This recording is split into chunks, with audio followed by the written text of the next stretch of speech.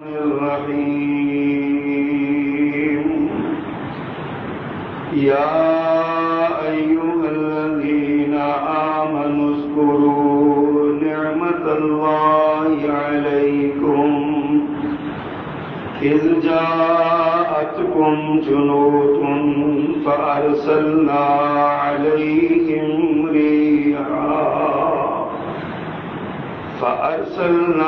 عليهم ريحا وجنودا لم تروها وكان الله بما تعملون بصيرا صدق اللہ العظیم۔ حمد و ثنا، تعریف و تسبیح، تکبیر و تحلیل، بڑائی، بزرگی، کبریائی کے سارے کلمات اللہ جل جلالہ کے لیے خاص ہے، اور درود و سلام امام الرسول خطیب الانبیاء سید ولد آدم رسول محتشم نبی معظم امام الہدیٰ رسول خدا جناب محمد مصطفیٰ صلی اللہ علیہ وآلہ وصحبہ وسلم کی ذات گرامی کے لیے مختصر کلمات حمد و صلات کے بعد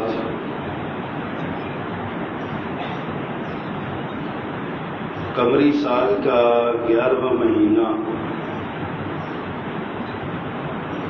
جس کی عظمت یہ ہے کہ یہ حرمت والے 4 مہینوں میں سے ایک مہینہ ہے، اور اس کا شمار اشہر حج میں بھی کیا جاتا ہے، یعنی حج کے مہینوں میں بھی کیا جاتا ہے۔ ذوالقعدہ اس کا نام ہے، اور ہم پہ یہ سایہ فکن ہے۔ آج اس کی 5 تاریخ ہے۔ یہ مہینہ رسول اللہ صلی اللہ علیہ وسلم کی نظر میں آپ نے لوگوں کے عقائد کو صاف کرنے کے لیے اس مہینے میں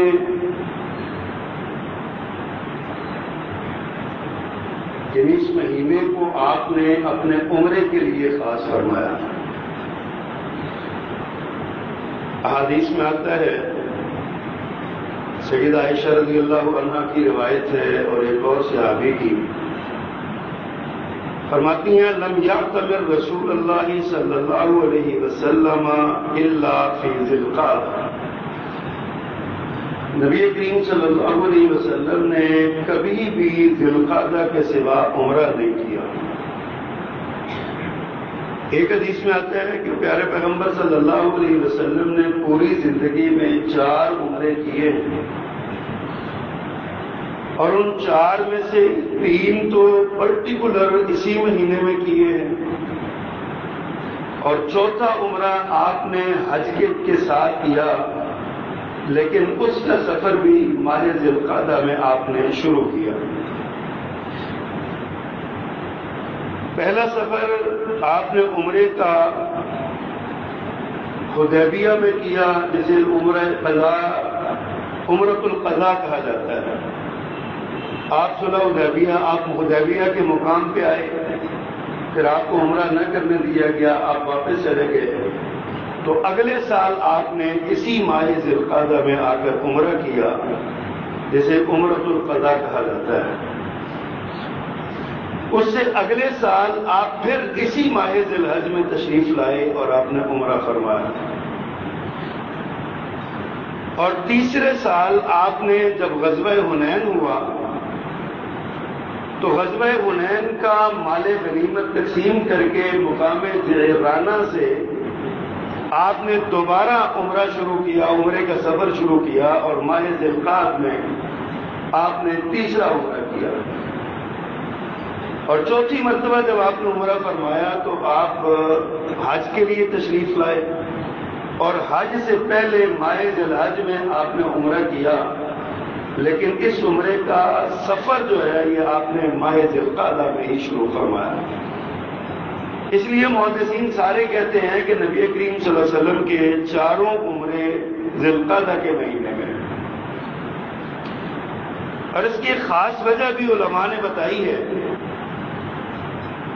کہ مشرکین عرب اور اہل جاہلیت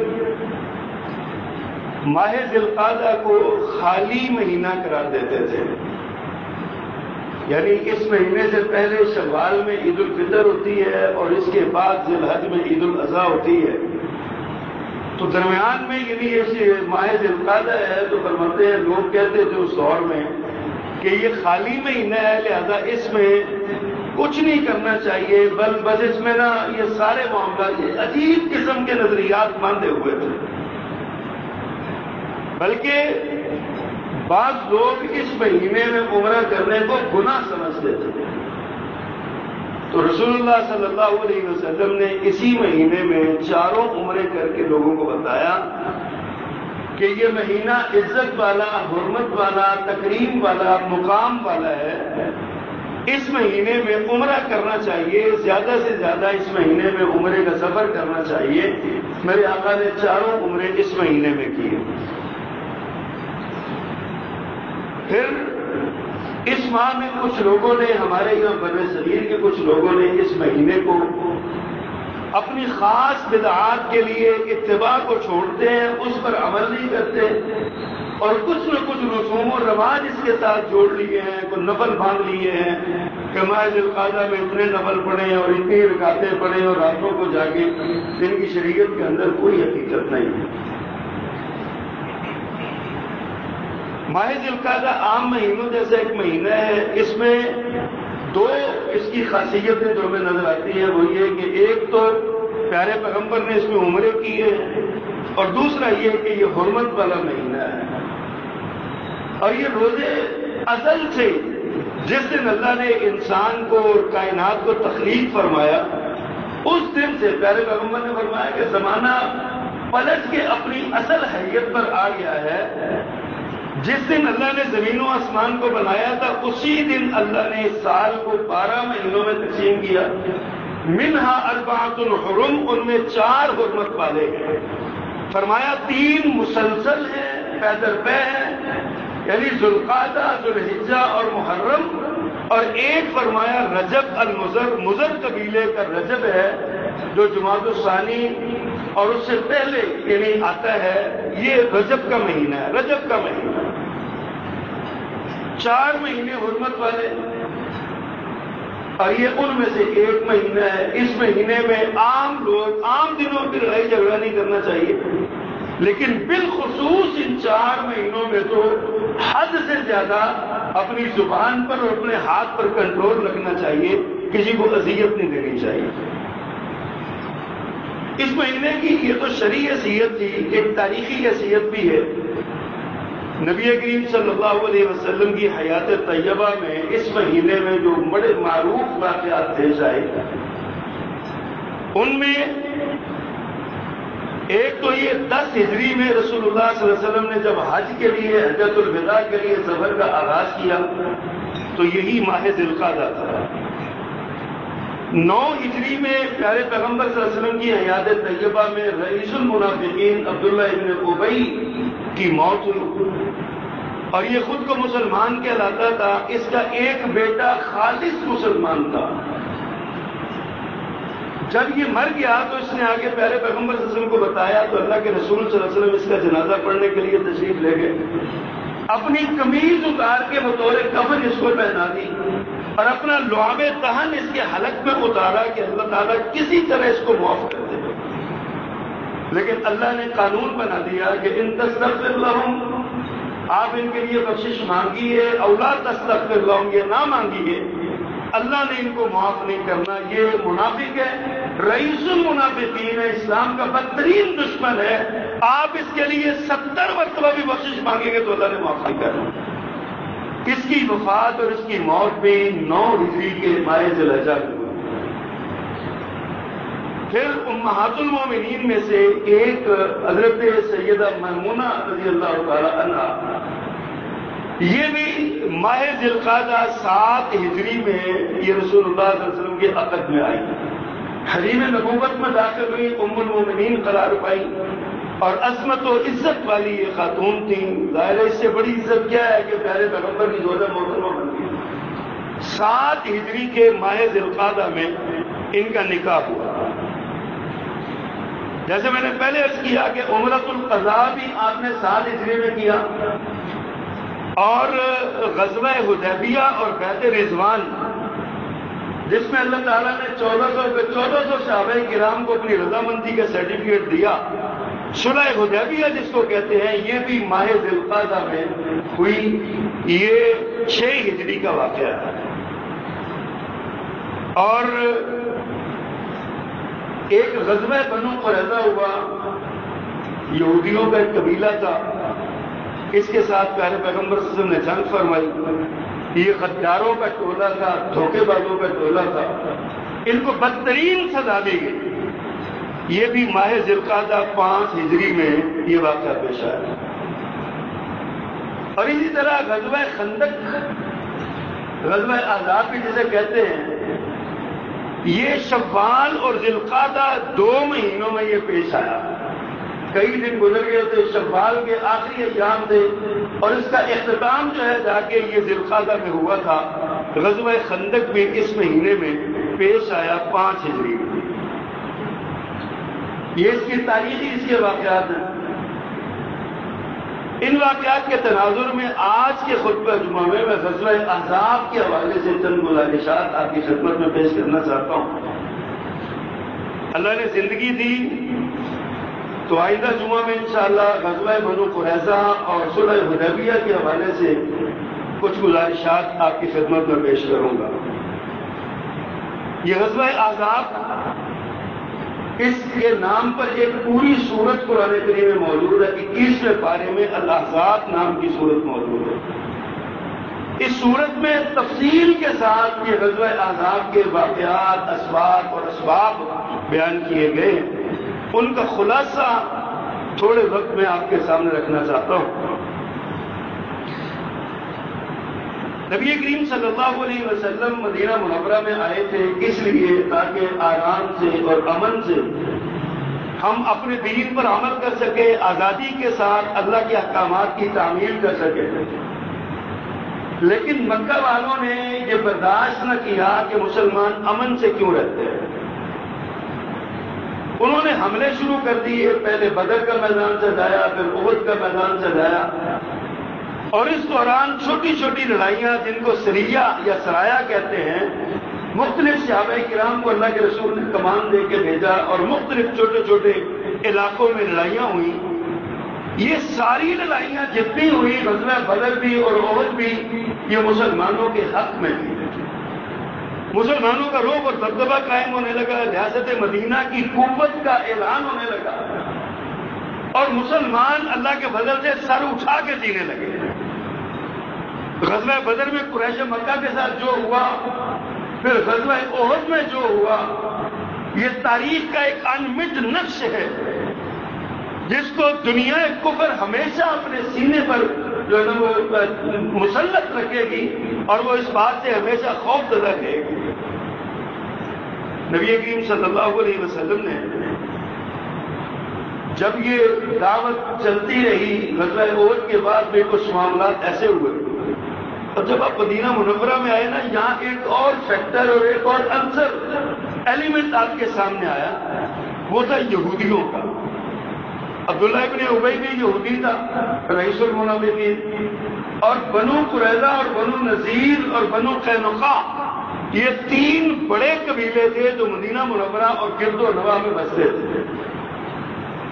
نبی کریم صلی اللہ علیہ وسلم نے وقت کی مناسبت سے ان کو مدینے سے نکالا، اور یہ خیبر کے علاقے میں جا کے چھپ کے بیٹھ گئے، خیبر کی پہاڑیوں میں جا کے چھپ کے بیٹھ گئے۔ لیکن اسلام کے خلاف انہوں نے لڑائی جاری رکھی، اور مسلمانوں کے خلاف، مسلمانوں کو کمزور کرنے کی ہر کوشش اور کاوش کرتے تھے۔ جب ان لوگوں نے دیکھا کہ اسلام تو بڑھتا جا رہا ہے، مسلمان طاقتور ہوتے جا رہے ہیں، ان کی قوت بڑھتی جا رہی ہے، تو یہ تو ہمیں صفحہ ہستی سے مٹا ڈالیں گے، ان کا کیا کریں؟ بالخصوص غزوہ احزاب سے پہلے یہ جو یعنی قریش مکہ اپنی شکست کو تسلیم کر چکے تھے اور گرد و نواح کے قبائل میں مسلمانوں کا رعب اور دبدبہ مسلط ہو چکا تھا، اور وہ اس بات پر جان چکے تھے کہ یہ اب مسلمانوں کو روک کوئی نہیں سکتا۔ ان حالات میں بنو نذیر قبیلے کے 20 سردار اٹھتے ہیں اور وہ پہلے قریش مکہ کے پاس جاتے ہیں، ان کو جا کے خیرت دلاتے ہیں، ان کو ان کے جو مرے ہوئے بدر اور احد کے لوگ تھے ان کا خون یاد دلواتے ہیں، اور ان کو اپنی جو ہے نا وہ پورے زور کے ساتھ، زور خطابت کے ساتھ قریش مکہ کو آمادہ جنگ کرتے ہیں اور ان سے کہتے ہیں کہ تم تیاری کرو، ہم آپ کے ساتھ ہیں اور اتنی قوت کے ساتھ ہم حملہ کریں گے کہ مسلمانوں کو کچوچ کے رکھ دیں گے، ہم آپ کے ساتھ ہیں۔ اور وہاں سے کافی بحث و مباحثہ کے بعد یہ لوگ قریش مکہ آمادہ ہو گئے کہ ٹھیک ہے ہم جنگ کریں گے۔ اس کے بعد یہی 20 سردار گئے، بنو غطفان ایک قبیلہ تھا، بہت بڑا قبیلہ تھا، بڑے جنگجو لوگ تھے، مشرک تھے یہ بھی، ان کے پاس ان کو بھی جا کے اور دیگر قبائل کے پاس گئے اور جا کے اپنے جوش خطابت سے ان کو آمادہ جنگ کیا کہ اتنی بڑی تعداد میں مدینہ منورہ پر حملہ کر دو کہ مدینہ منورہ میں مسلمانوں کو رہنے کو جگہ بھی نہ ملے، یہ سب نکل جائے یہاں سے، یہ مارے جائیں، بچے غلام بن جائیں، عورتیں لونیاں بن جائیں، اور یہ سارے بھاگ جائیں یہاں سے، اتنی قوت کے ساتھ حملہ کرو۔ یہ سارے قبیلے احابیش اور یہ سارے تیار ہو گئے۔ پتہ ہے کتنا بڑا لشکر آیا؟ 4000 افراد مکہ کے تھے، قریش مکہ کے، اور 6000 افراد بنو غطفان اور دوسرے قبیلوں کے تھے، جن میں بنو نذیر بھی شامل تھے اور دیگر بھی شامل تھے۔ 10,000 افراد کا لشکر تیار ہوا ریاست مدینہ پر حملہ کرنے کے لیے، اور یہ اتنی بڑی طاقت تھی کہ پورے مدینہ میں بچے، بوڑھے، جوان، مرد اور عورتیں ملا کر بھی مسلمان 10,000 کی تعداد میں نہیں تھے۔ ان مسلمانوں کو کمزور ترین جو مسلمان سمجھے جاتے تھے ان کو مارنے کے لیے 10,000 افراد کا لشکر یہ تیار ہوا اور مدینہ منورہ پہ چڑھ دوڑنے کے لیے اس نے قسم کھائی اور آگے بڑھا۔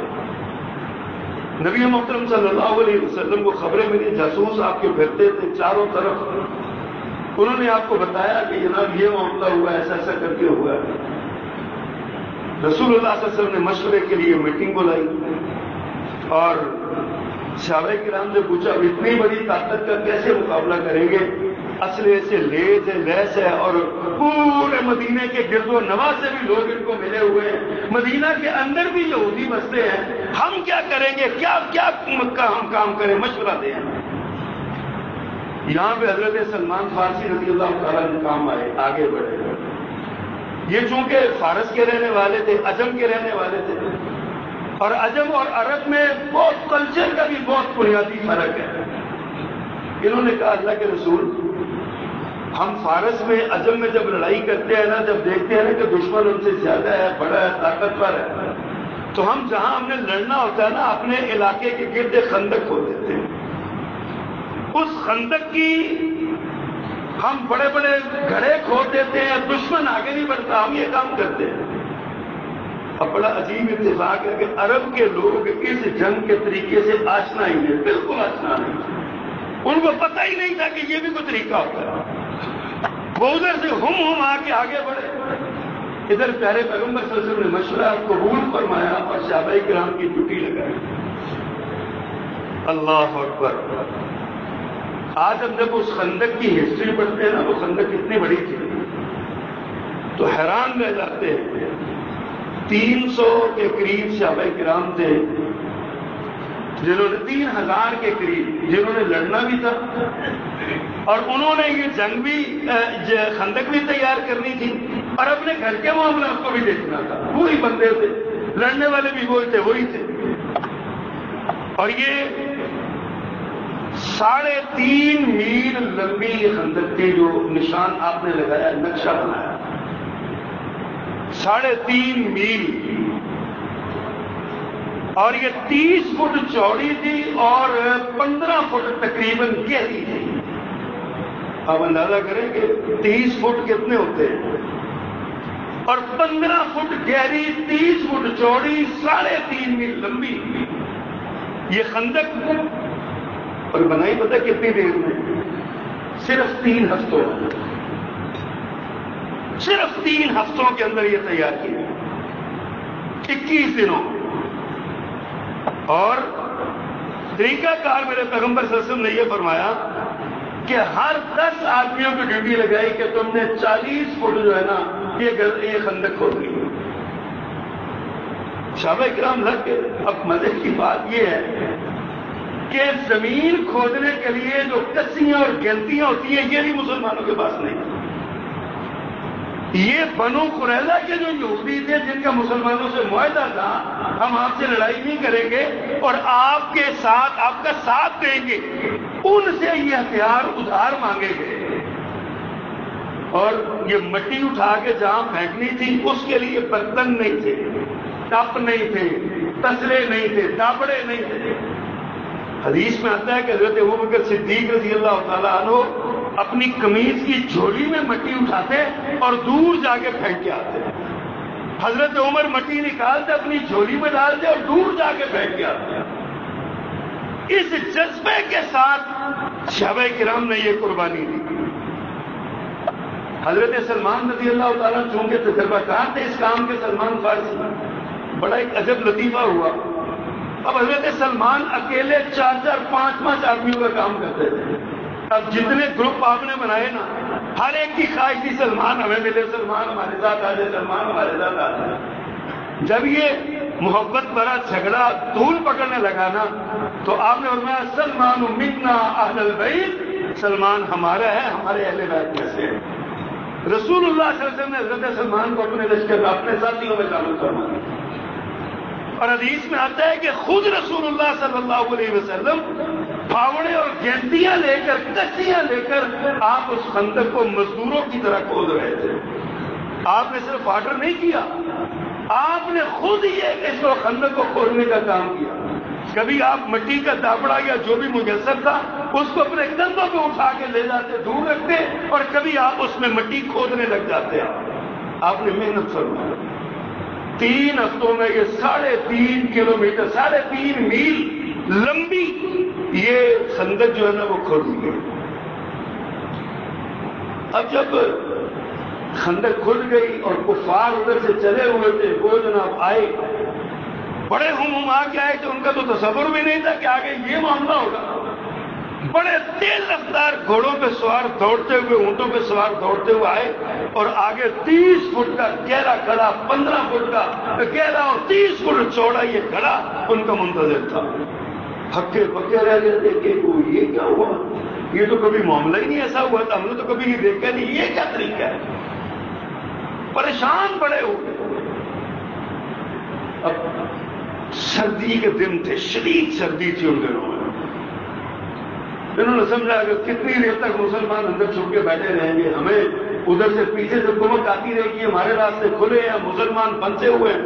تو ان کا محاصرہ کر لیا انہوں نے نا، اس خندق کے ارد گرد خیمے لگا لیے، بیٹھ گئے۔ اور جناب اچھا یہ مکہ والے جو تھے نا، یہ چاہے کافر تھے لیکن ان کی 2 خصوصیتیں ان کی بڑی ہیں۔ ایک تو یہ جس کے دوست ہیں اس کے دوست ہیں، جس کے دشمن ہیں اس کے دشمن ہیں، منافقت نہیں کرتے تھے۔ اور دوسرا یہ بزدل نہیں تھے۔ مکہ والے کافر ہونے کے باوجود بھی جرأت اور بہادری کے پیکر تھے، یہ ان کی خاصیت تھی۔ اب مکہ والے ان میں اکرمہ بن ابی جہل رضی اللہ تعالیٰ عنہ بعد میں مسلمان ہوئے، خالد بن ولید رضی اللہ تعالیٰ عنہ بعد میں مسلمان ہوئے، اور جناب اس طرح اور بڑے بڑے سردار نوجوان، 20-20 22 سال کے یہ نوجوان تھے یہ سارے۔ اب ان کو بڑی یہ ٹینشن لگے گی، کس مصیبت میں پھنس گئے، ہم لڑائی بھی نہیں ہو رہی اور آگے بھی نہیں جا رہے، نہ وہ مر رہے ہیں نہ ہم مر رہے ہیں، یا تو لڑے مرے کام ختم ہو جائے۔ ان کو نہ بےچینی ہونے لگی کہ اب کرے کیا کرے، وہ کہتے ہیں کھجلی ہو رہی کہ ان کو لڑائی کی نا۔ ایک عمر بن عبد ود کے نام کا ایک بڑا رئیس تھا جس کے بارے میں مکہ میں مشہور تھا، یہ 100 بندوں کے برابر اکیلا ہے، مکہ کے کفار اور گرد و نواح میں لوگ سمجھتے تھے بڑا بہادر ہے. حضرت خالد بن ولید نے، حضرت اکرمہ نے اور دیگر نے دیکھا، تلاش کیا کہ کہیں سے کوئی پارٹ چھوٹا ہو خندق کا تو ہم یہاں سے دوڑائیں. 10-15 لوگوں نے ہمت کی، کوشش کی، گھوڑے دوڑاتے ہوئے آئے، لمبی چھلانگ لگائی، لیکن 30 فٹ بہت بڑا ہوتا ہے نا، تو راستے میں جب 15 فٹ نیچے گرے، گرتے ہی مر گئے. میں حیران ہو رہا تھا، پورے غزوہ خندق میں صرف 6 بندے کام آئے، صرف 6 بندے، 2 مسلمان اور 4 کافروں کے، بس. اتنی بڑی جنگ ہوئی اور بندے قتل کوئی بھی نہیں ہوا، کوئی نقصان جانی نہیں ہوا. عمر بن عبد وہ آگے بڑھا، اس نے لمبی چھلانگ لگائی، پہلوان تھا، بڑا گھوڑا بڑا زبردست تھا. ایک جگہ سے اس نے خندق کو نہ کراس کر لیا، پاٹ لیا خندق کو، خندق کراس کر کے پلی طرف آگے حضرت علی رضی اللہ عنہ شیر خدا تھے، جرأت و بہادری کا پیکر تھے. سیدنا علی رضی اللہ تعالیٰ عنہ عظیم ترین شخصیت تھے. لوگوں نے تو خواہ ان کے ذمے جھوٹی بہادری کے قصے لگائے نا. غزوہ خیبر ایک تلوار سے اٹھایا اور وہ خیبر کا دروازہ اپنے کندھوں پہ اٹھا لیا، یہ میری بکواس ہے. حضرت علی رضی اللہ تعالیٰ کی بہادری کے صحیح قصے صحیح حدیث میں موجود. عمر بن عبد وہد جیسا یہ 100 بندوں جس کے کہتے ہیں اس کی طاقت ہے، حضرت علی رضی اللہ تعالیٰ کے مقابلے میں آیا. حضرت علی نے پہلے بار میں اس کی سواری کی کونچے کاٹ ڈالی، یہ نیچے اترا، حضرت علی پر حملہ کیا رضی اللہ تعالیٰ عنہ. حضرت علی تھوڑا سا پیچھے ہٹے، ہلکا سا زخم آیا آپ کو، لیکن اگلے ہی وار میں اللہ کے شیر نے ایسا تباہ کن وار کیا تو اس کی گردن اڑا کے دوسری طرف مر گیا، قتل ہو گیا. حضرت علی رضی اللہ تعالیٰ عنہ آپ کے دیگر صحابہ جو سارے آگے بڑھتے تھے ان کو صحابہ کرام نے روکا. لیکن اب وقت گزر رہا تھا، کفار بھی پریشان تھے، معاشرہ لمبا ہو رہا ہے، اور مسلمان بھی پریشان تھے کہ یہ سردی بھی تھی، موسم کا بڑا اثر تھا، اور اوپر سے وسائل کی قلت تھی. اور پیچھے ادھر نا حیی بن اخطب سردار تھا بنو نذیر کا، یہ ام المومنین حضرت صفیہ رضی اللہ تعالیٰ عنہ کا والد تھا، یہودیوں کا سردار تھا اور بڑا مکار آدمی تھا.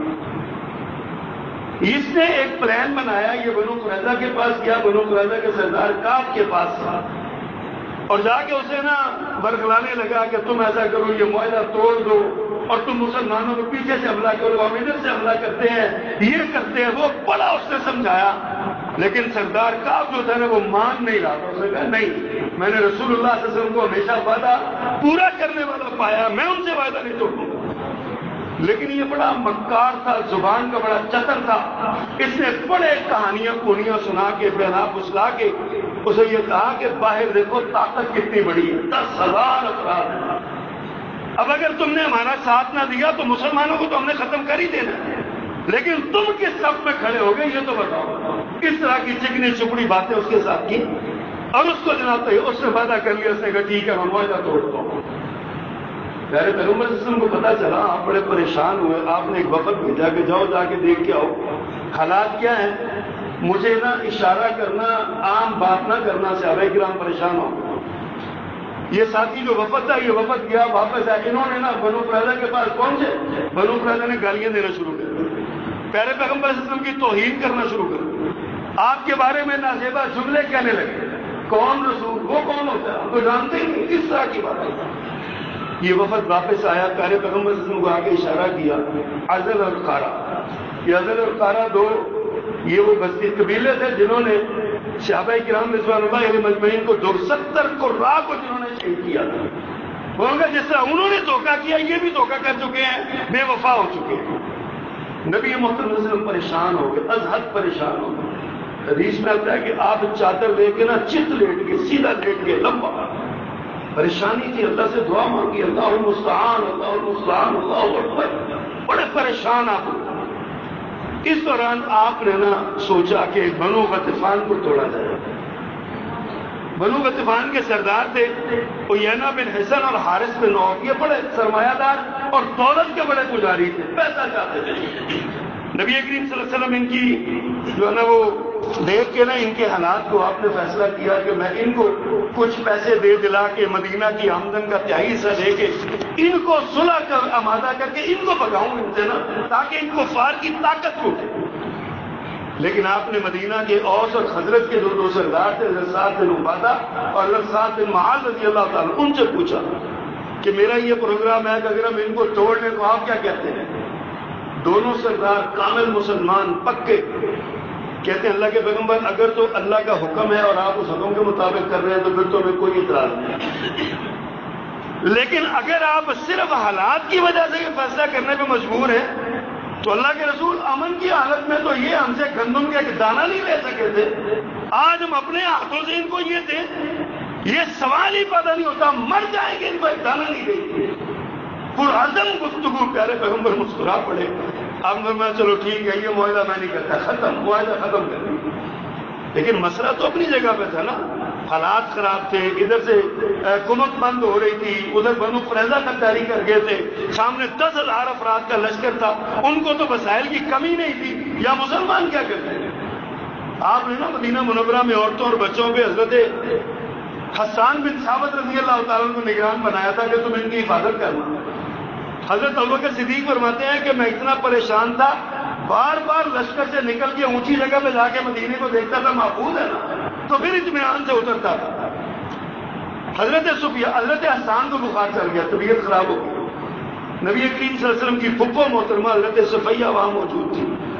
آپ نے دیکھا کہ ایک یہودی نا بنو قریظہ کا مدینے کی گلیوں میں چکر لگا رہا ہے، پھر رہا ہے، جاسوسی کر رہا ہے، ریکی کر رہا ہے۔ حضرت صفیہ نے حضرت حسان سے کہا کہ اس کو مار ڈالو، اس کو، یہ غداری کر رہا ہے، دھوکہ کر رہا ہے۔ حضرت حسان نے اپنی مجبوری بیان کی، میں تو بیمار ہوں، کمزوری کے ساتھ مجھ سے کوئی چیز تلوار نہیں پکڑی جا رہی۔ حضرت صفیہ رضی اللہ تعالیٰ کو بقی طور پہ غصہ تو بہت آیا، لیکن انہوں نے ایک بڑا جرأت مندانہ قدم اٹھایا، اپنے گھر میں ایک بڑی ساری لکڑی پڑی ہوئی تھی، وہ پکڑی اور اس یہودی کے سر پہ مار مار کے اس کو مار دیا۔ حضرت صفیہ نے بہادری دکھائی۔ جب یہ بات بنو قریظہ تک پہنچی نا تو وہ سمجھے کہ یار یہ تو ہمیں دھوکہ دیا گیا، یہ تو مسلمانوں کے پاس بڑی طاقت ہے، ادھر اندر بھی طاقت ہے، ہمارا جو ہے نا وہ جاسوس مار ڈالنا ہمارا۔ ادھر روک پڑا مسلمانوں کا، ادھر اللہ تعالیٰ کی مدد آنے لگی۔ سب سے پہلے بنو غطفان کے حضرت نعیم ابن مسعود رضی اللہ تعالیٰ آئے، پیارے پیغمبر کے پاس کہنے لگے اللہ کے پیغمبر میں مسلمان ہو گیا ہوں، سچے دل سے مسلمان ہوا ہوں، لیکن نہ بنو قریظہ کو پتہ ہے، نہ قریش کو پتہ ہے، نہ بنو غطفان کو پتہ ہے، کسی کو نہیں پتا کہ میں کون ہوں، میں کافر ہوں، ابھی ان کے مذہب کا ہوں یا مسلمان ہو گیا ہوں، میرے ذمہ تو خدمت ہے، تو بتائیے میں کیا کر سکتا ہوں۔ یہ ایک اللہ کی طرف سے غیبی مدد تھی۔ نبی محترم صلی اللہ علیہ وسلم نے فرمایا تم کیا کر سکتے ہو؟ انہوں نے کہا جی میں ان دونوں کے درمیان نہ جدائی تفریق ڈال سکتا ہوں۔ فرمایا الحرب خدا، لڑائی تو نام ہی حکمت عملی کا ہے، پلٹ کے وار کرنے کا ہے، لہذا تم کرو جو کر سکتے ہو۔ حضرت نعیم یہاں سے نکلے، بنو قریظہ کے پاس گئے، ان کے سردار کو ملے، کہتا پتہ ہے تم کس دلدل میں دھنس رہے ہو؟ مکہ والوں نے فیصلہ کر لیا ہے یہاں سے واپس آنے کا، اور وہ تمہیں مروانا چاہتے ہیں کہ وہ نکل جائیں گے، یہاں تم پھنس جاؤ گے، تم نہیں یہاں پہ رہنا۔ اس نے کہا یار بات تو تمہاری صحیح ہے، کہا کیا کروں؟ کہا تم ایسا کرو کہ قریش مکہ سے کہو اور بنو نذیر سے کہو اپنے 20 جنگجو جو ہے نا وہ ہمیں بطور تاوان ہمارے پاس یہاں جمع کروائیں، رہن کے طور پہ جمع کروائیں، ہمارے پاس وہ رہیں گے، پھر ہم حملہ کریں گے۔ اس نے کہا تمہاری بات بالکل صحیح ہے، تم واقعی ہمدرد ہو۔ یہاں سے نکلے، قریش کے پاس گئے، ان سے جا کر بنو قریظہ پہ تم نے اعتماد کیا ہوا ہے، وہ تمہارا ساتھ چھوڑ چکے ہیں، اب دیکھ لینا عنقریب وہ تم سے 20 بندے مانگیں گے، وہ کہیں گے کہ 20 بندے دو بطور رہن کے ہمارے پاس، یہ آئیں گے ہمارے پاس رہیں گے، پھر ہم تمہارے ساتھ، اور وہ ان 20 کو پکڑ کے نبی صلی اللہ علیہ وسلم کو پکڑا دیں گے، لہذا ان کو بندے نہ دینا۔ ان کو یہ بات کہی، ان کو یہ بات کہی، ادھر لڑائی لمبی ہوئی تو ابو سفیان ابھی مسلمان نہیں ہوئے تھے، انہوں نے نا پیغام بھیجا بنو قریظہ کو کہ یار اب کام ختم کریں، یک بار کی حملہ کرتے ہیں، تم ادھر سے حملہ کرو اندر سے، ہم ادھر سے حملہ کرتے ہیں، اور ہم جو ہے نا وہ ان کو ختم کر دیتے ہیں۔ بنو قریظہ نے وہی پیغام دیا، انہوں نے کہا نہیں جی پہلے 20 بندے بھیجو ہمارے پاس، تو پھر ہم جو ہے نا وہ بات مانیں گے، ویسے ہم نہیں حملہ کرتے، تم مروانے لگے ہو، ہمیں پتہ چل گیا کہ تم جا رہے ہو۔ ابو سفیان نے کہا یار نعیم کی بات تو صحیح ہے، ادھر جب انہوں نے انکار کرنے کا نہیں ہم نے کوئی بندہ نہیں دینا، تو ان کو سمجھ آ گئی کہ نعیم صحیح کہہ رہے تھے، یہ اللہ کی پہلی مدد تھی جو ان کے ساتھ آئی۔ اب دونوں آپس میں تقسیم ہو گئے، مسلمان بھی پریشان ہیں، قریش بھی پریشان ہے، کیا کریں اب؟ اللہ تعالیٰ اللہ کے نبی صلی اللہ علیہ وسلم دعائیں مانگ رہے ہیں، یا اللہ ہمیں اس مصیبت سے نکال، بڑی لمبی دعائیں، حتیٰ کہ پھر یہ ہوا کہ اللہ تعالیٰ نے پھر موسمیاتی مدد نازل فرمائی، شدید سردی ہو گئی، اوپر سے بارش ہو گئی، اور بارش کے ساتھ ہی تیز آندھی آئی۔ اس آندھی کے آنے سے ان کے خیمے اکھڑ گئے، تنابیں ٹوٹ گئی، ان کے برتن جو ہے نا وہ الٹ گئے، ہنڈیا میں ریت پڑ گئی، اور بہت برا ان کا اثر ہوا۔ ابو سفیان بڑی ایک خاص میٹنگ اس نے منعقد کی، اس میں مسلمانوں کا ایک جاسوس بھی بیٹھا تھا۔ اس ابو سفیان نے کہا یار دیکھو تمہارے ساتھ کوئی غیر بندہ تو نہیں ہے، اب یہ جو مسلمان جاسوس ہے نا صحابی رسول، انہوں نے قبل اس کے کہ وہ پوچھتا تم کون ہو، تم کون ہو، اپنا تعارف کرواؤ۔ بڑے روب سے اسے کہا، وہ دبک گیا، اس نے اپنا تعارف کروایا، خاموشی ہوگی، بات کریں گے۔ ابو سفیان نے کہا میں نے فیصلہ کیا میں یہاں سے نکلوں، میں بھاگ رہا ہوں یہاں سے، اب ہمارا یہاں پہ گزارا نہیں ہے، نکلو، جان بچاؤ جیسے بچاتے ہیں۔ سارے ابھی اس نے یہ بات کہی، مشورہ بھی نہیں لیا کہ کیا کرنا چاہیے، اپنا بستر اٹھایا اور بھاگ گئے، وہاں سے نکلے، باقی بھی سارے بھاگ گئے۔ یہ صحابی وہاں سے نکلے اور پیارے پیغمبر صلی اللہ علیہ وسلم کے پاس آ کے عرض کیا اللہ کے پیغمبر آپ کو مبارک ہو، سارے بھاگ گئے، راتوں رات بھاگ گئے، اللہ کی مدد آ گئی۔ صبح نبی محترم صلی اللہ علیہ وسلم نے دیکھا تو سارا میدان سامنے والا خالی پڑا ہوا، اللہ کی مدد آ گئی۔ حضرات یہ جو چند دن یہاں پہ گزرے، اللہ تعالیٰ نے مسلمانوں کو اپنی قوت کے قدرت کے بڑے معجزے دکھائے۔ بھوک افلاس بڑا تھا، کھانے کو کچھ نہیں تھا، صحابہ کرام نے آ کے شکایت کی اللہ کے پیغمبر یہ دیکھیے کہ ایک پتھر باندھا ہوا پیٹ پہ تاکہ کمر نہ جھکے، کمر سیدھی رہے۔ چھوڑے نبی صلی اللہ علیہ وسلم نے اپنی کمر سے پردہ اٹھا کے دکھایا میں نے 2 باندھے ہوئے، تم ایک کی بات کرتے ہو، میں نے 2 باندھے ہوئے۔ اس دوران ایک تو حضرت نعمان بن بشیر رضی اللہ تعالیٰ کی ہمشیرہ محترمہ نا 2 مٹھیاں کھجوروں کی لے کے کہ میرا بھائی اور میرے ماموں یہ تو کھائے نا کم از کم۔ نبی صلی اللہ علیہ وسلم نے گزرتے ہوئے دیکھ لیا، فرمایا یہ کیا، کہا جی کھجوریں ہیں، فرمایا ادھر لاؤ۔ آپ نے کھجوریں پکڑی، ایک چادر بچھائی، اس میں کھجوریں ڈالی، اور خندق کے 3000 لوگوں نے کہا آؤ بھائی سارے کھجوریں کھاؤ۔ سارے صحابہ کرام کھجوریں کھاتے گئے، جوڑیاں بھرتے گئے، اور کھجوریں وہاں پہ بڑھتی گئی بڑھتی گئی بڑھتی گئی۔ ایسا اللہ کا معجزہ، اللہ کی طرف سے یہ معجزہ پیارے پیغمبر کے ہاتھ میں ہوا۔ حتیٰ کہ جب سارے شیر ہو گئے تو ابھی بھی کھجوریں اس چادر سے باہر گر رہی تھی، کتنی اللہ تعالیٰ نے برکت ڈالی۔ پھر اسی طرح حضرت جابر رضی اللہ تعالیٰ عنہ کا، انہوں نے گھر جا کے بات کی کہ اللہ کے پیغمبر نے 2 پتھر باندھے ہوئے ہیں، کھانے کو کچھ نہیں ملتا۔ حضرت جابر کی اہلیہ کہنے لگی ایک چھوٹی سی بکری ہے، بکروٹی جسے ہم کہتے ہیں، بالکل 2-4 کلو کی یہ بکری ہے، اور اتنا سا جو آٹا بھی ہے میرے پاس، تم ایسا کرو پیارے پیغمبر کے پاس جاؤ، ان کے کان میں کہو 3 یا 4 لوگ آئیں اور کھانا کھا دیں جن کو زیادہ بھوک لگی۔ حضرت جابر رضی اللہ تعالیٰ پہنچے، اللہ کے پیغمبر کی حالت دیکھی، عرض کی آقا 3-4 لوگوں کا کھانا ہے، 2-3 بھوکے اپنے ساتھی لے لیں، آ جائیں۔ آپ نے یہ بات سنی، فرمایا صحابہ کرام تمہیں مبارک ہو، جابر نے تمہاری دعوت کی ہے۔ صحابہ کرام تو پریشان ہو گئے، اللہ کے پیغمبر کے جابر کے اللہ کے پیغمبر میں پکے میں نے تو آپ سے اکیلے کہا تھا، وہاں سے دوڑے زوجہ محترمہ کے پاس گئے، کہتے ہیں پھنس گئے، کہا کیا ہوا، کہا میں نے اس طرح کر کے بات کی اور آپ نے سب کو دعوت دے دی۔ اللہ اکبر۔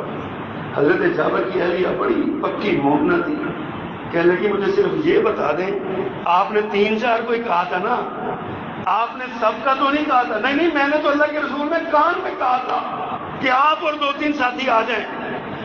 حضرت جابر کی اہلیہ کہنے لگی پھر آپ کو فکر مند ہونے کی ضرورت نہیں، دعوت دینے والا جانے اور اوپر والا جانا، ہم نے جو کرنا تھا ہم نے کیا، ایمان دیکھیے کتنا۔ پھر صحابہ کرام آئے، آپ نے فرمایا جابر آٹا گوندھ کے رکھ لو، جب تک میں آؤں نا اس سے روٹی نہیں پکانی، اور ہنڈیا پکا کے ڈھانپ لو، جب تک میں آؤں نا اس میں چمچہ نہیں ڈالنا۔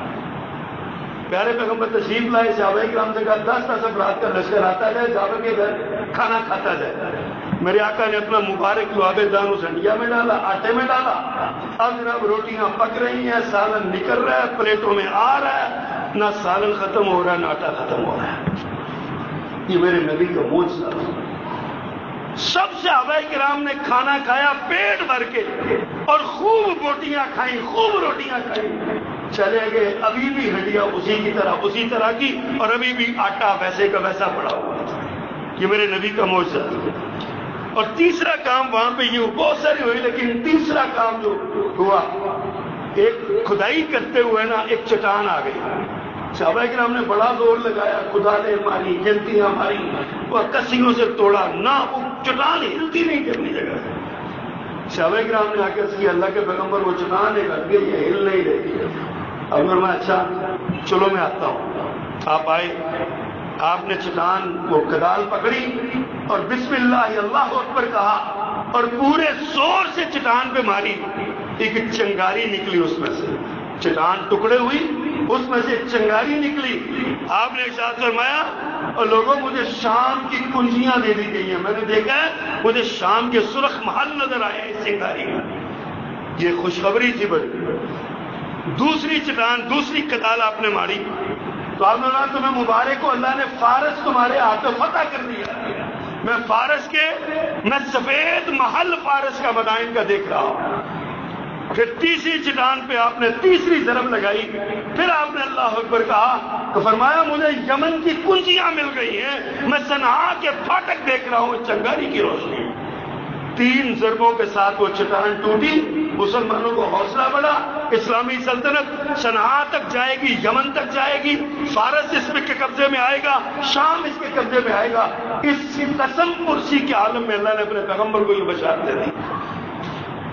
اللہ اکبر۔ حضرات، یہ غزوہ خندق اسلامی تاریخ کا ایک بڑا عجیب غزوہ ہے۔ اس میں بے شمار اسباق ہیں، بے شمار پیغامات ہیں۔ اس غزوے میں حضرت سعد بن معاذ رضی اللہ تعالی عنہ کو ایک تیر لگا، آپ کے بازو کے قریب، آپ کی گردن کی رگیں عقل جس کو کہتے ہیں نا، وہ کٹ گئی۔ آپ شدید زخمی ہوئے۔ آپ نے دعا کی، اللہ میں تیرے راستے میں شہید ہونے کے لیے آیا تھا، لیکن اگر تو یہ جنگوں کا سلسلہ ختم ہو گیا ہے تو پھر مجھے اس کے ذریعے شہادت عطا فرما، اور اگر باقی ہے تو بنو قریظہ کا انجام دکھائے بغیر مجھے موت نہ دے۔ نبی محترم صلی اللہ علیہ وسلم نے ان کو مدینہ بھیج دیا، مسجد نبی میں ان کا خیمہ لگا دیا تاکہ ان کی عیادت کرتا رہوں، اور یہ وہاں پہ زخمی ہو کے اللہ سے دعائیں مانگتے رہے۔ اور پھر جب بنو قریظہ کا انجام پورا ہوا، بنو قریظہ کا فیصلہ بھی حضرت سعد نے فرمایا، تو جب وہ پورا ہو گیا تو اس کے بعد پھر اللہ تعالیٰ نے ان کا جو زخم تھا وہ پھٹ گیا اور خون نکلا، اتنا خون نکلا جیسے کوئی جانور ذبح کیا جائے اور اس میں سے فوارہ نکلتا ہے خون کا، اس طرح خون کا فوارہ حضرت سعد رضی اللہ تعالیٰ کی اس جسم سے نکلا۔